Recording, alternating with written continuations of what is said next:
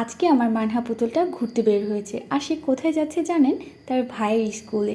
সেখানে যাওয়ার প্রথম কারণ হচ্ছে আমি আমার ফ্রেন্ডের সাথে মিট করব। আর বাড়িতে আসলে তার সাথে তো আমার মিট করতেই হয়। প্রতিবার যখনই আসি তার সাথে একবার হলেও আমার মিট হয়। এই যে দেখছেন চাটা আমার বান্ধবী সার্ভ করছে, সে সবার জন্য খুব ভালোবেসে চা বানিয়ে নিয়ে আসছে। আর তার হাতের চাটা অসাধারণ হয়। আর এইদিকে হচ্ছে আমার বোন পিঠা নিয়েছে, এটা আমার আম্মু বানিয়েছিল।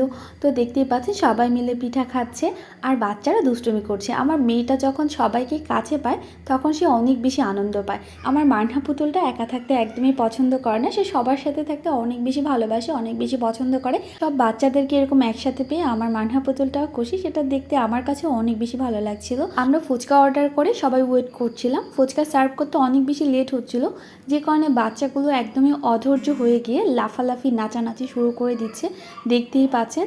তো অবশেষে আমাদের অপেক্ষার পালা শেষ হয়ে গেল, ফুচকা সার্ভ করা হয়ে গেল। এখানে মিষ্টি টক দিয়ে ফুচকা আর ঝাল টক দিয়ে ফুচকা, দুই ধরনের ফুচকা ছিল। অনেকে ঝালটা একদমই পছন্দ করে না, কিন্তু আমার কাছে বরাবরই ফুচকা যদি ঝাল না হয় তাহলে খেতে ভালো লাগে না। ফুচকা যত বেশি ঝাল হবে খেতে আমার কাছে তত বেশি ভালো লাগবে। তো এখানে মিষ্টি ফুচকা ঝাল ফুচকা দুটোই ছিল। সব মিলিয়ে ফুচকা যখন চলে আসলো তখন সব ব্লগার যখন একসাথে, দেখতেই পাচ্ছেন কীভাবে ভিডিও করা হচ্ছে।